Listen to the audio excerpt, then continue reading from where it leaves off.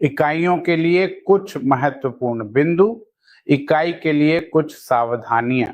जैसा कि आप जानते हैं कि हमें केवल एसआई की सभी इकाइयों को ही प्राथमिकता देनी चाहिए, लेकिन व्यावहारिक जीवन में कई परिस्थितियां ऐसी होती हैं जब हमें अन्य प्रणालियों की भी आवश्यकता होती है।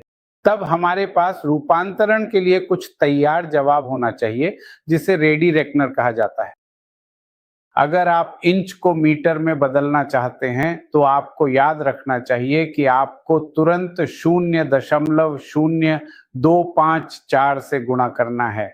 इसी तरह यदि आप मील को मीटर में बदलना चाहते हैं तो आपको इसे 1609.34 मीटर से गुणा करना होगा।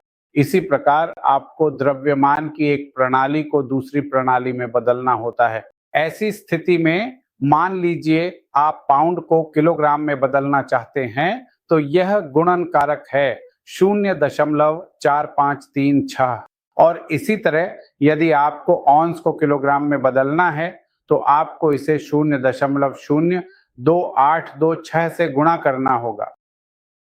फिर कुछ विशेष बिंदु हैं जिन्हें इकाइयों का उपयोग करते समय ध्यान में रखना चाहिए। पहली बात, आपको यह सुनिश्चित करना चाहिए कि दो प्रणालियों का मिश्रण, जिसे हम हाइब्रिड सिस्टम कहते हैं, न हो और यह पूरी तरह से टालने योग्य है। इसे प्राथमिकता नहीं देनी चाहिए। आपको हमेशा केवल एसआई इकाइयों का ही उपयोग करना चाहिए। इकाई के बाद पूर्ण विराम लगाने की आदत न डालें। इसका अर्थ है कि यह सही तरीका नहीं है। जब आप किसी संख्या के साथ इकाई लिखते हैं तो आपको कुछ स्थान छोड़ना चाहिए, यह स्पष्ट है।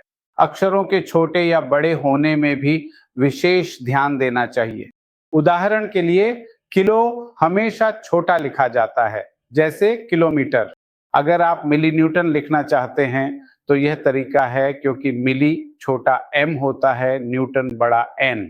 आप यह भी जानते हैं कि इकाइयां लिखते समय हम हमेशा छोटे अक्षरों को प्राथमिकता देते हैं। नियम केवल एक ही है कि इकाइयां हमेशा छोटे अक्षरों में ही लिखी जानी चाहिए। केवल एक अपवाद है कि जब कोई इकाई संक्षिप्त रूप में लिखी जाती है और वह भी किसी वैज्ञानिक के नाम पर आधारित होती है, तो उस स्थिति में हम बड़े अक्षर का प्रयोग करेंगे, जैसे Newton, Kelvin, Bell, Coulomb, volt. ये कुछ वैज्ञानिकों के नाम हैं और किसी वैज्ञानिक के नाम पर आधारित इकाइयां जब संक्षिप्त रूप में लिखी जाती हैं तो हमेशा बड़े अक्षरों में ही लिखी जाती हैं। यहाँ एक बात स्पष्ट कर देनी चाहिए, अगर आप पूरा नाम लिख रहे हैं तो उसे न्यूटन लिखना चाहिए। वहां आपको अंग्रेजी व्याकरण की चिंता नहीं करनी है। यह छोटे अक्षर n से लिखा जाएगा। भले ही यह संख्या है, लेकिन हम नियम का पालन करेंगे, इसे छोटे अक्षर में ही लिखा जाएगा। इकाई के बहुवचन रूप का हमेशा परहेज करना चाहिए। उदाहरण के लिए यह बिल्कुल गलत है। आपको इन आदतों से छुटकारा पाना चाहिए। कई पढ़े लिखे और कई बुद्धिजीवी लोग भी मीटर, किलोग्राम्स बोलने की आदत में पाए जाते हैं। ये बिल्कुल निंदनीय है, क्योंकि जब आप मीटर्स बोलेंगे तो लिखने की भी यही आदत बन जाएगी। और एक बार आपने एमएस लिख दिया तो इसे फिर से मीटर सेकंड के रूप में पढ़ा जाएगा। क्यों? क्योंकि सेकंड के लिए हमने छोटे s को प्रतीक के रूप में चुना है। इसलिए हमेशा बहुत सख्ती से आपको किसी भी इकाई के बहुवचन रूप से बचना चाहिए। दो उपसर्ग कभी भी एक साथ इस्तेमाल नहीं करने चाहिए। अब इससे पहले कि मैं आपको इस नियम या सावधानी का विवरण बताऊं, मैं आपको यह बताना चाहूंगा कि उपसर्ग क्या है। उपसर्ग नाम से ही स्पष्ट है कि आप इसे प्री यानी पहले जोड़ते हैं। इकाई से पहले आप जो कुछ जोड़ते हैं उसे उपसर्ग कहा जाता है। उपसर्ग क्या होते हैं? ये वास्तव में 10 की घातें होती हैं और हमेशा किसी इकाई के पहले इस्तेमाल की जाती है। तो मैं कहूंगा 10 की घात 1, 2, 3, 6, 9, 12, 15 और 18 भी। यहाँ आप डेका शब्द का उपयोग करेंगे। ये हेक्टो होगा, ये किलो है, ये मेगा है, ये बिलियन है, ये ट्रिलियन है और ये पेटा है 1515। ये एक बहुत ही महत्वपूर्ण संख्या है। पूरा नाम मैंने उच्चारित किया है और संक्षिप्त रूप यहाँ लिखा है। आपको यह पूरी तरह से स्पष्ट कर देना चाहिए कि इन छोटे और बड़े अक्षरों के लिए कोई अपवाद या समझौता नहीं है।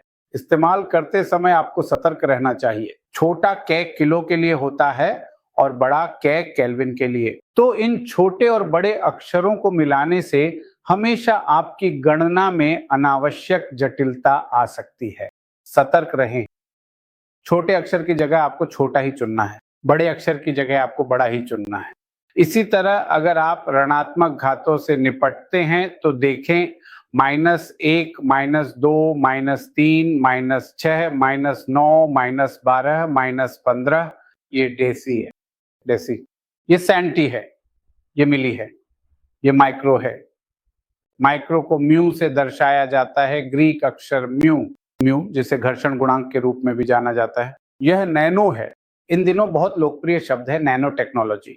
ये समाज में शीर्ष पर पहुंच गया है नैनो। यह पीको है, कतोल, ये फेमटो है। देखिए ये बहुत ही छोटा फेमटोमीटर है। ये फेमटोमीटर है। फेमटोमीटर का अर्थ है 10 की घात -15 मीटर। लेकिन मैं यह उदाहरण क्यों दिखा रहा हूं? आमतौर पर आपने इसे फर्मी के रूप में पढ़ा होगा, इसे फेमटोमीटर के रूप में नहीं पढ़ा जाता है।